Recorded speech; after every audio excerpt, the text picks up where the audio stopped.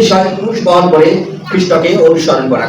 লোকলিখিত সুসমাচার 9 অধ্যায় 23 থেকে 26 আমি আর পুনরাবৃত্তি করছি। তো যদি আমার পশ্চাতে আসিতে ইচ্ছে করে তবে সে আপনাকে অস্বীকার করুক, প্রতিদিন আপন ক্রুশ তুলিয়া লউক ও আমার পশ্চাৎগামী হোক। কেননা যে কেহ আপন প্রাণ রক্ষা করিতে ইচ্ছে করে সে তাহা হারাইবে, কিন্তু যে কেহ আমার নিমিত্ত আপন প্রাণ হারায় সে তাহা রক্ষা পাইবে। কারণ মনুষ্য যদি সমুদয় জগৎ লাভ করিয়া আপনাকে নষ্ট করে কিংবা হারায় তবে তাহা কি লাভ হইবে? কেননা যে কেউ আমাকে ও আমার বাক্যকে লজ্জার বিষয়ে জ্ঞান করে, মনুষ্যপুত্র যখন আপনার প্রতাপে ও পিতার ও পবিত্র দূতগণের প্রতাপে আসিবেন তখন তিনি তাদেরকে লজ্জার বিষয়ে জ্ঞান করিবেন। তাই আজকের বিষয় ক্রুশকে সামনে নিয়ে আমরা কি করবে আমাদের জীবনে এগোবো। এরা 40 দিন নট রাত্রি তারা উপবাস করেছে। এমনকি এই ইসরায়েলের ক্ষেত্রেও লোকেরা ইহুদিরাও বিশেষভাবে যারা উপবাস করে। কি উপবাসের কারণ কি থাকে? উপবাসের কারণ থাকে তারা তাদের পাপের জন্য দুঃখ করে, তারা তাদের অপরাধের জন্য কষ্ট পায়, সেটা না খেয়ে সেটা করে। কিন্তু আমাদের বাইবেলে ঈশ্বরের পবিত্র রাখে এই 40 দিনটা কিন্তু খুবই বিভিন্ন জায়গায় উল্লেখ করেছে। আমরা জানি প্রভু যীশু খ্রিস্ট 40 দিবারাত্র তিনি উপবাস করেছিলেন। আমরা জানি মসি তিনি বিশেষভাবে পাহাড়ে ছিলেন 40 দিন রাত্রি। ইসরায়েল জাতি 40 বৎসর মরুভূমিতে ঘুরছিলেন 40 দিন। এটি একদিকে ল্যান্টেন বলা হয়। ল্যান্টেনের অর্থ হচ্ছে পুনরুত্থানের যে রবিবার, সেই রবিবারের বাদ দিয়ে শনিবার থেকে 40 দিন হচ্ছে এই সময়কাল। কেউ ঈশ্বরের কাছে গভীরভাবে তাদের সম্পর্ক রাখে, তারা কান্নাকাটি করে, কেউ উপবাস করে। পুনরুত্থানের রবিবার বাদ দিয়ে 40 দিন আমরা পিছিয়ে এলে এটাকে বলে লেন্টেন ডে। প্রস্তুতির বিষয় তার নির্দেশ করে, আমাদের ব্যক্তি জীবনের প্রস্তুতির নির্দেশ করে। এটার অর্থ কেন করে? এটার অর্থ এই প্রার্থনার জীবনে যেন বৃদ্ধি পায়, এটি একটি অনুশীলন করতে করতে যেন প্রার্থনাশীল জীবন বৃদ্ধি পায়, উপবাসের সময়টা যেন বৃদ্ধি পায়, ঈশ্বরের সঙ্গে এনকাউন্টার অথবা গভীর সম্পর্কে তারা যেন থাকে, নিজেদের অপরাধের জায়গাকে যেন তারা সরিয়ে রাখে এবং দান এবং সেবা করে এবং বাইবেল পাঠে মনোযোগী হয়। কিন্তু আমি বলেছিলাম এটাকে উৎসবে করে না। যেটা উৎসবে করে সেটা হচ্ছে বিশেষ রোজা মাস করে উৎসবের সহিত করে। কিন্তু আমরা যারা ঈশ্বরের বিশ্বাসী লোকেরা এটা উৎসবে করি না, এটা করি কারণ আমার ব্যক্তি সম্পর্ক, ব্যক্তি এনকাউন্টার উইথ গড, ঈশ্বরের সঙ্গে সম্পর্ক, ব্যক্তি সম্পর্ক। এই ব্যক্তি সম্পর্কের জন্য এটা উৎসব হয় না। উৎসবের সম্পর্কে উৎসবে বিয়ের সম্পর্ক তৈরি করা যায়, উৎসবে ভ্যালেন্টাইন ডে করা যায়, উৎসবে আরো অন্য কিছু করা যায় যদি যৌবন থাকে। যদি শুধু জীবন থাকে দুর্বল হয় সেটা উৎসবে করা যায়। কেউ অসুস্থ হয়েছি, অসহায়ের মধ্যে হতাশার মধ্যে চলেছি, সে কি উৎসবে করতে পারবে? হতাশ জীবনটাকে উৎসবে আমরা উৎসবে করি। আমাদের রোগ হয়েছে, আমরা এই রোগটাকে আনন্দ সহকারে উৎসবে আয়োজন করি। হয় শুনেছেন কখনো কারোর রোগ হলে বাজি ফাটি আনন্দ করে, হইহুল্লোড় করে, তামাশা চলে? হয়। যৌবন থাকলে তার জন্য ভ্যালেন্টাইন ডে, যৌবন থাকলে ম্যারেজ উৎসব হয়, এই সকল উৎসব হয়। যৌবন যদি না থাকে, এমনকি যৌবন কালে যদি অসুস্থ হয়ে পড়ি, সেগুলো কোনোটাই কাজ করে না। করে যৌবন কালে অসুস্থ হয়ে পড়লে, অসহায় হয়ে পড়লে, হতাশের মধ্যে গেলে সব কিছু এক একটি করে ছিনিয়ে যায়, লুকিয়ে থাকার জীবন যেন আমি সব শেষ। তাই এই ক্ষেত্রে উৎসব হয় না। তার জন্যই এই লেন্টের অর্থটা বোঝার চেষ্টা করি। এটি একটি কর্ম, এটি একটা রিলেশন, যে রিলেশনটাকে আমরা একটা অনুশীলনের মধ্য দিয়ে আরো জোরালো করতে পারি জীবনটাকে। যদি কখনো দেখি 1 মাস কি 2 মাস কন্টিনিউ একটা টাইমে যদি খেতে থাকেন, তারপরে 2 মাসের পরে দেখবেন অটোমেটিক্যালি ওই টাইম এসে গেলে খেতে ইচ্ছে হবে, খিদা পাবে। এটা অটোমেটিক্যালি অনুশীলন করতে করতে অভ্যাসে পরিণত হয়ে যায়, আর সেই অভ্যাস আপনার সিস্টেম ছেড়ে নেয় এবং তারিখ করে আপনাকে জানিয়ে দেয় তুমি ক্ষুধার্ত এখন কিছু খাও। একই প্রকারে এই 40টা উত্থানের পূর্বে মানে শনিবার পর্যন্ত ইস্টার স্যাটারডে পর্যন্ত এটি আমাদের প্রার্থনা বৃদ্ধি করা খুব জরুরি। এতে আমাদের উপবাসের ভিন্ন সময়ে গোপন উপবাস করা খুব জরুরি। যখন তুমি উপবাস করো তখন মুখে কি দাও, জল দিও, মাথায় তেল দিও, কেউ যেন বুঝতে না পারে একমাত্র তোমার ঈশ্বর ছাড়া। আমেন। পাপ ত্যাগ করো, অপরাধ ত্যাগ করো, সেবা করো, দান করো এবং ঈশ্বরের বাক্য অধ্যয়ন করো। এটা যখন আমরা এই 40 দিন করতে থাকবো, এটা আমাদের প্র্যাকটিসের মধ্যেও থাকবে, যার ফলে পরের দিন এবারে পুনরুত্থানের পর থেকে অটোমেটিক্যালি সিস্টেম আপনার ব্রেন, আপনার মন, আপনার ভেতরের এটা আপনাকে চাইবে প্রার্থনা করতে। অটোমেটিক্যালি আপনি পাপ যখন করবেন, পবিত্র আত্মা আপনার মধ্যে কথা বলে অপরাধ করেছিস, তখন আপনি একাই কাঁদবেন, প্রভুকে বলবেন প্রভু আমি ভুল করেছি, পাপ করেছি, মিথ্যে কথা অটোমেটিক্যালি বেরিয়ে গেছে, আমি ক্ষমা চাই। এটা সিস্টেমে চলে আসবে। আমেন। তার জন্যই এই বিশেষ দিনগুলো, এটা শুধু অনুতাপের নয়, কিন্তু আমাদের শিষ্যত্ব শেখার একটা অনুশীলন মাত্র। অনুতাপ করে এটা যথেষ্ট নয়, কিন্তু শিষ্যত্ব আমাদেরকে শিখতে হবে, অনুশীলন করতে হবে। প্রভু যীশু খ্রিস্ট শুধু আমাদের আশীর্বাদ দেন না, বরং তিনি আমাকে প্রতিদিন আহ্বান করেন যেন আমরা তাকে অনুসরণ করি, কারণ এটা আমার প্রভু, তিনি চান যেন আমরা তাকে তার আহ্বানে সাড়া দিই। প্রতিদিন তিনি আহ্বান করেন, তিনি ডাকেন যেন আমরা সাড়া দিই। কিন্তু এটাই তো সহজ নয়, আজকের বিষয় এটাই তো সহজ নয়। এটি হলো একটি বিশেষ কুশিয়া পথ, কষ্টের পথ, যাতনার পথ, এটাই যথেষ্ট কঠিন পথ। 40 দিন আমরা প্র্যাকটিস যদি করি, তারপরেও আমরা ভেঙে পড়ি, ভুলে যাই, ঈশ্বর থেকে আমরা নিজেদেরকে দূরে সরিয়ে রাখি। আমাদের অভাব অনটন, আমাদের প্রত্যেকটা দেখা যায়, আবার কেউ অভাব অনটনের ক্ষেত্রে ঈশ্বরকে ভুলে বসে, আমাদের কাছে আসে। আবার তাদের ঘরে যখন পচয় হয়, অনেক সবকিছু খাবার সবকিছু থাকে, তখন ঈশ্বরকে আরো বেশি করে ভুলে বসে এবং তখন তার জীবনে এই দিনগুলো আর খুঁজে পাওয়া যায় না। তাই আজকের বিষয়ে কুশিয়ার পথের মধ্য দিয়ে আমরা কি পেতে পারি? প্রথমেই আমরা যদি এই বিশেষ যে অংশটি নেওয়া হয়েছে, কুশিয়া পথে অনুশীলন করা, এটি একটি জীবনের কঠিন জায়গা। তার ক্ষেত্রে আমাদেরকে প্রত্যেকটি পদক্ষেপ মনে রাখতে হবে। প্রথমে ঈশ্বরের পবিত্র বাক্যে 23 পদে 9 অধ্যায় লিখিত সুসমাচারে বলছে নিজেকে অস্বীকার করো, আর সেই অস্বীকারের জায়গা থেকে আমরা কি শিক্ষা নিতে পারি, কি জানতে পারি, কি বুঝতে পারি।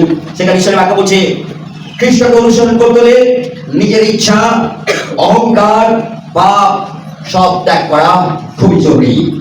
দ্বিতীয় জায়গাতে নিজেকে অস্বীকার না করলে প্রকৃত খ্রিস্টের শিষ্য হওয়া যায় না। নিজের স্বার্থ ছেড়ে ঈশ্বরের ইচ্ছাকে গ্রহণ করা খুবই জরুরি। নিজের আমি আর আমি নই, খ্রিস্ট কেন্দ্রিক জীবন যেন আমার মধ্যে প্রভাবিত হয়, খ্রিস্ট আমার কেন্দ্রে যেন থাকে। প্রত্যেকটি বিন্দুতে, প্রত্যেকটি চিন্তাতে, প্রত্যেকটি কথাতে, প্রত্যেকটি আচরণে যেন আমাদের খ্রিস্ট কেন্দ্রিক হয়ে উঠুক এবং যেন আমরা প্রভুকে ধরে রাখতে পারি, ক্রুশ বহনের সহজ করে তুলতে পারি। দ্বিতীয় বিষয় হচ্ছে প্রতিদিন নিজের ক্রুশ বহন করা।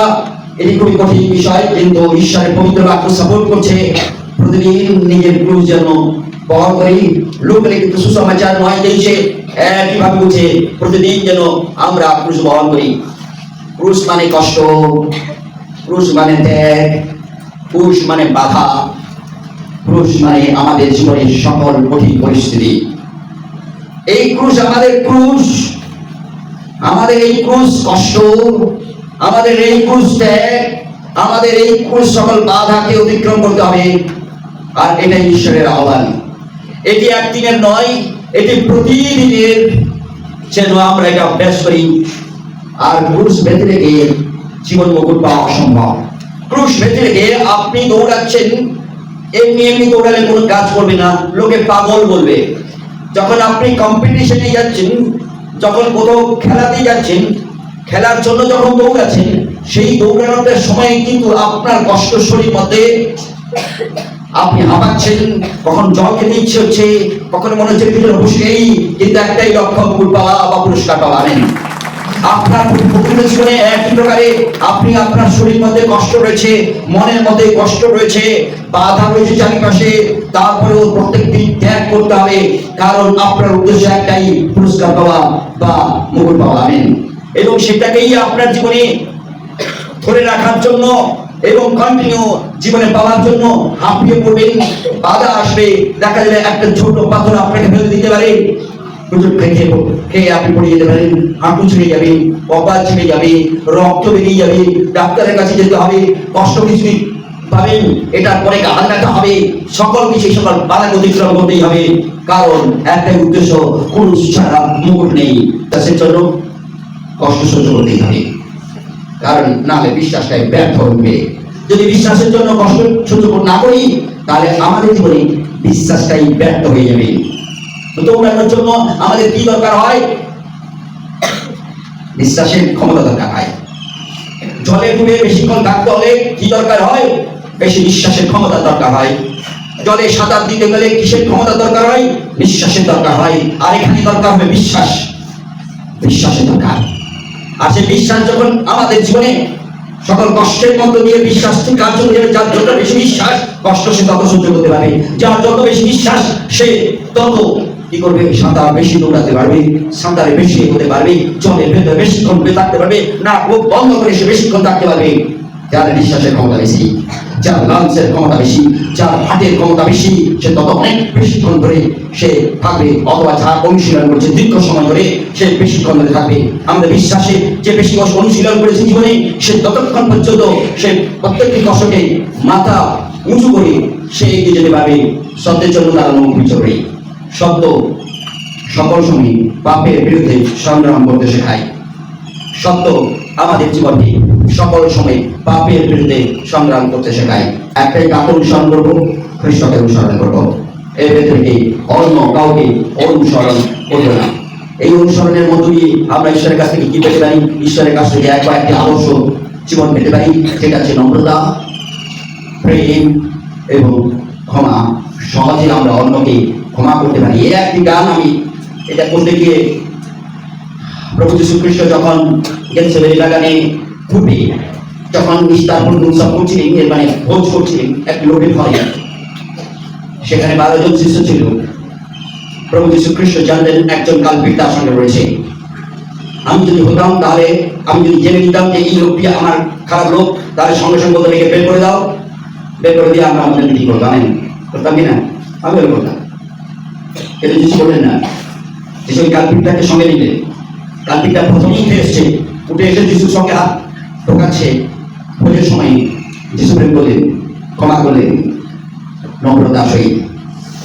এই প্রকারে আমাদের আনকন্ডিশনাল নম্রতা, ভালোবাসা বা প্রেম আর ক্ষমা যেন থাকে। যিশু আমরা এক চাপড় মারতাম, এক চাপড়ের অধিক চাপড় মারতাম, মেরে মেরে ফেলা। যিশু তারপরে বললেন তোমার কাশি না করাই দরকার ছিল।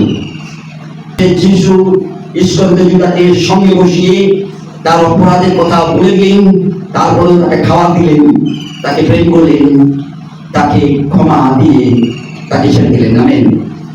আমাদের প্রত্যেকের জীবনে খ্রিস্টের অনুসরণের মধ্য দিয়ে, খ্রিস্ট অনুশীলন, খ্রিস্ট জীবন বিশ্বাসের শক্তির মধ্য দিয়ে আমরা এই তিনটি জীবন এই প্রভু খ্রিস্টের কাছ থেকে পেতে পারি: নম্রতা, প্রেম আর ক্ষমা।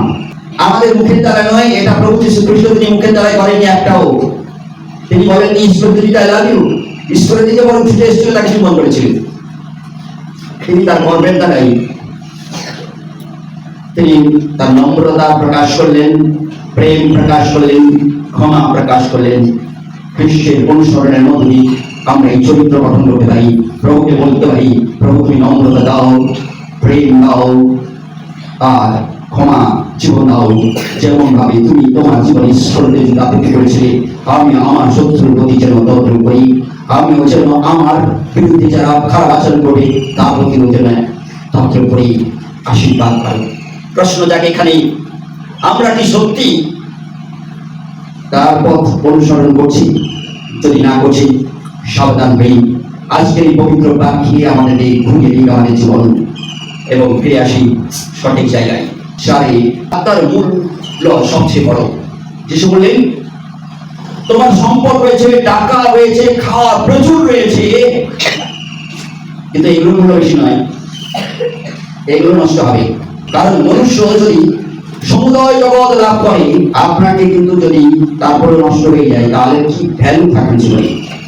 তবে আমরা যেন মনে রাখি, জগতে সব কিছু পেলাম, জামা ভালো দরকার ছিল পেলাম, গাড়ি ভালো দরকার ছিল পেলাম, জমি জায়গা ভালো দরকার ছিল পেলাম, সব টাকা পয়সা সব কিছু পেলাম। এটা মূল্য আমাদের কাছে আজকের দিনে সবার কাছে বেশি। কিন্তু শাস্ত্রের লেখা রয়েছে, ঈশ্বরের পবিত্র বাক্যে শুধু নয়, ব্যক্তিগত জীবনে যদি আপনার প্রাণ আত্মা যদি হারিয়ে যায়, কি লাভ হবে? কিসের লাভ? তাই আত্মাকে মূল্য দেওয়া খুব জরুরি। আমাদের ভেতরে যে গোপন গোপন একজন রয়েছে, তাকে আমাদেরকে মূল্য সবচেয়ে অগ্রাধিকার দেওয়া জরুরি। যার জন্য আমাদের শরীর মধ্যে ব্যথা অনুভব করি, কষ্ট অনুভব করি, কেঁদে উঠি এবং কখনো কখনো আমরা ঈশ্বরের কাছে আপা ফাদা করে চিন্তা করি। কিন্তু পৃথিবী সব লাভ করেও যদি আত্মা সর্বনাশে যায়, আত্মা হারাই, তা সম্পূর্ণ ক্ষতি, একটু ক্ষতি নয়, কত ক্ষতি? সম্পূর্ণ ক্ষতি।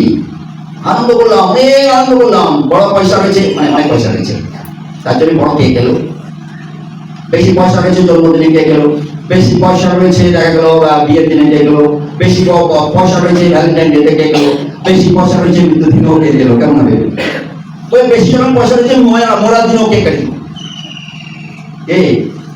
বলছি, সেই দিনে তো কেকটা আনা যাবে না, পয়সা থাকলেও আনা যাবে। কারণ কি? সম্পূর্ণ করতে গেছে, সেই জীবনটা চলে গেছে। কিন্তু সেই জীবনটা যদি ঈশ্বর থেকে পিছনে হয়ে যায়, ঈশ্বরের বলে না যায়, তাহলে তো সেটা অর্ধগতি নেই, সম্পূর্ণ গতি। পৃথিবী থেকে আমাদের দেওয়া চলে যাবে, দেওয়া একটা নির্দিষ্ট জায়গায় কেউ কবর দিবে বা সমাধি দিবে, কেউ ছুঁড়ে ফেলে দিবে, কুকুরকে খাইয়ে দিবে, শিয়ালকে খাইয়ে দিবে, কেউ আবার যত্ন সহকারে মনে করবে যে আমার পুড়িয়ে দিলে এই সময়, সেটা সমাজ সংস্কারের চিন্তাধারা। কিন্তু তার ভেতরে এটা তো পার্সিয়াল ক্ষতি হলো। কিন্তু তার ভেতরে যিনি ছিলেন, তার আত্মা তিনি যদি সম্পূর্ণ চলে যায়, নষ্ট হয়ে যায়, তাহলে ক্ষতিটা হচ্ছে সম্পূর্ণ ক্ষতি। চিরন্তন জীবনের জন্য আমাদের বাঁচতে হবে, সাময়িকের জন্য বাঁচাতে হবে আমি। চিরন্তন জীবনের জন্য, অনন্ত জীবনের জন্য আমাদের বিশ্বাস, যার যত বেশি বিশ্বাস তার তত বেশি আশ্বাস জীবন পাওয়ার ক্ষেত্রে, জীবন মুক্ত পাওয়ার ক্ষেত্রে। তাই সাময়িকতাকে ছেড়ে দিয়ে আমরা চিরন্তন জীবনের জন্য বাঁচার চেষ্টা করি এবং প্রভুর দয়া ধরে রাখার জন্য ধন, সম্মান, সাফল্য সবই অস্থায়ী সুনিশ্চিত হই। আমার জীবনে আমি সফল হয়েছি, কিন্তু এগুলো সবই অস্থায়ী। সম্পদ আমার জীবনে এসছে, এটাও কিন্তু আমার জীবনে অস্থায়ী। মানুষ আমাকে সম্মান করে, এটাও আমার জীবনে অস্থায়ী। কিন্তু আত্মার পরিত্রাণ চিরন্তন, অনন্তকাল। তাই প্রভু আমাদের আশীর্বাদ করুক, যেন আমরা বিশেষ জায়গাগুলোকে যেন নজর রাখি। আর যিশু আমাদের আহ্বান করছেন, নিজেকে যেন অস্বীকার করি, আমি নই, আমি খ্রিস্টের, যেন ক্রুশ বহন করি এবং খ্রিস্টকে যেন অনুসরণ করি। নিজেকে অস্বীকার করি, ক্রুশ বহন করি আর খ্রিস্টকে অনুসরণ করি। এই পথ কঠিন, কিন্তু এই পথেই আছে চিরন্তন জীবন ও মহিমা। এই পথটি খুব কঠিন, কিন্তু এই পথেই রয়েছে চিরন্তন জীবন আর মহিমা। আমরা দৌড়াচ্ছি, নিঃশ্বাস যার যত বেশি, পায়ের স্টেপ যত বেশি, পায়ের গুলফের জোর যত বেশি, সে জিতবেই। একদিন হারলো, পরের দিন হারবে না, জিতবেই। আমাদের জীবনের এই অনুশীলনগুলো যদি কন্টিনিউ করতে থাকি, আমরা জিতবই, কারণ বিশ্বাসের জোর বাড়বেই। তাই আসি, আজকে ঈশ্বর তিনি আহ্বান করছেন, আমাদেরকে সিদ্ধান্ত নিতে হবে, আমি খ্রিস্টে বাঁচবো, আমি ক্রুশের পথে চলবো এবং সেই নিজের প্রাণ যে হারায় তার প্রাণ রক্ষা পাবে। কারণ খ্রিস্টের জন্য প্রাণ হারাতে গেলে প্রভু তিনি প্রাণ ফিরিয়ে দেবেন। তাই ছোট্ট করে প্রার্থনা এইভাবে প্রার্থনা করবো আমার সঙ্গে সঙ্গে, হে প্রভু যিশু, আমাদের নিজেদেরকে অস্বীকার করতে শেখাও। আমাদের শক্তি দাও যেন আমরা প্রতিদিন আমাদের ব্যক্তি ক্রুশ বহন করি এবং তোমার পথ অনুসরণ করি। আমাদের জীবন তোমার জন্যই হোক। আমি একটি গান শুনবো।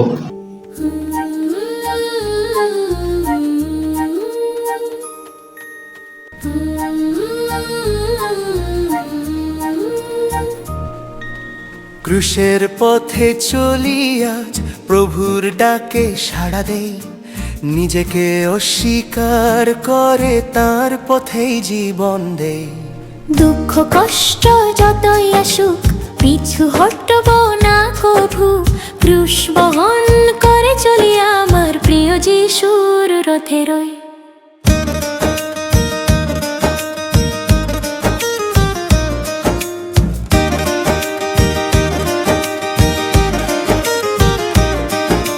প্রভুর কণ্ঠে ডাকে আসে, এসো আমার পিছু পিছু, জগতের সব মোহ ত্যাগ করে ধরি তাঁরই প্রেমের রশ্মি।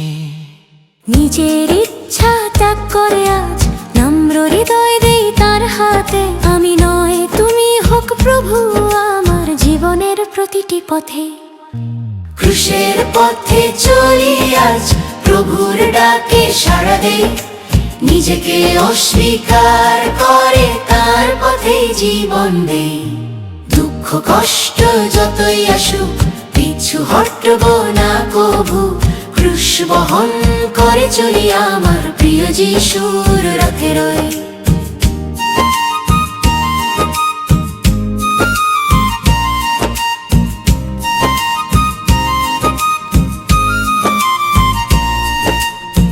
প্রতিদিনের এই জীবন যুদ্ধে ক্রুশটি তুলতে হয়, তাগার কষ্টের মাঝে বিশ্বাস শক্তি পায়।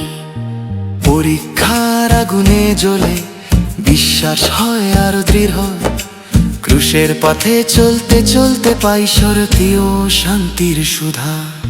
ক্রুশের পথে চলি আজ, প্রভুর ডাকে সাড়া দেই, নিজেকে অস্বীকার করে তার পথেই জীবন দেই। দুঃখ কষ্ট যতই আসুক পিছু হটব না কভু, ক্রুশ বহন করে চলি আমার প্রিয় যিশুর রথে রই।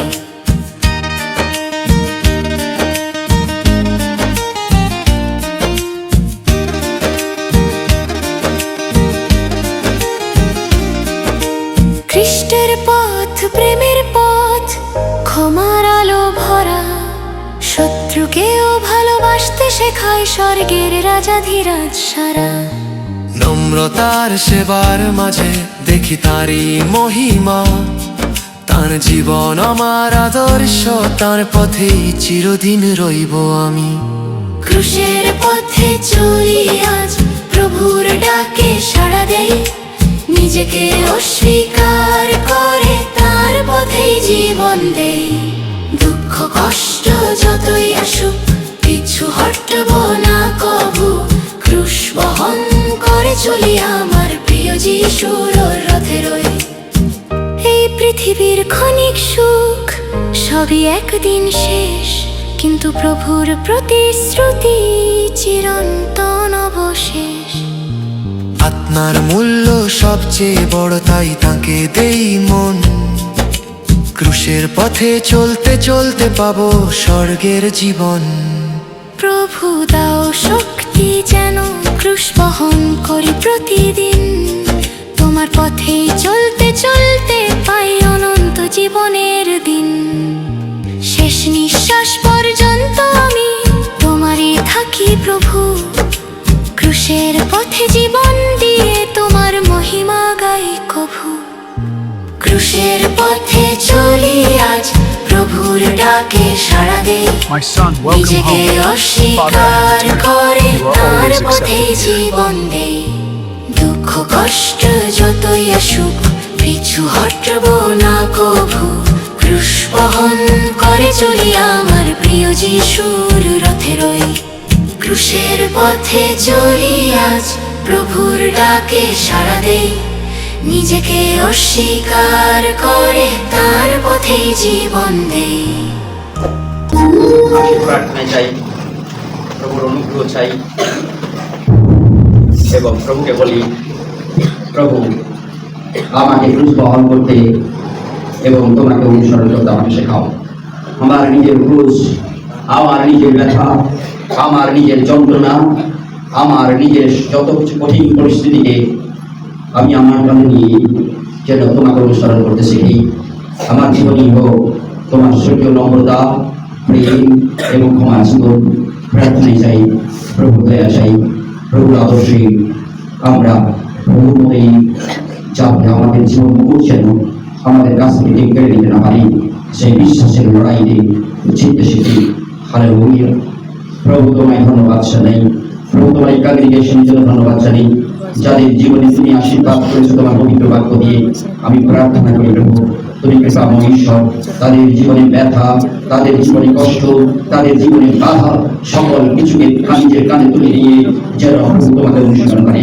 প্রভু তুমি আশীর্বাদ করো, সেই একটি উদ্দেশ্য জীবন পাওয়ার, চিরন্তন সত্যে চলতে চলতে অনন্ত জীবনের অধিকারী হওয়ার, অনন্ত মুক্তির অধিকারী হওয়ার আশীর্বাদ করো প্রভু।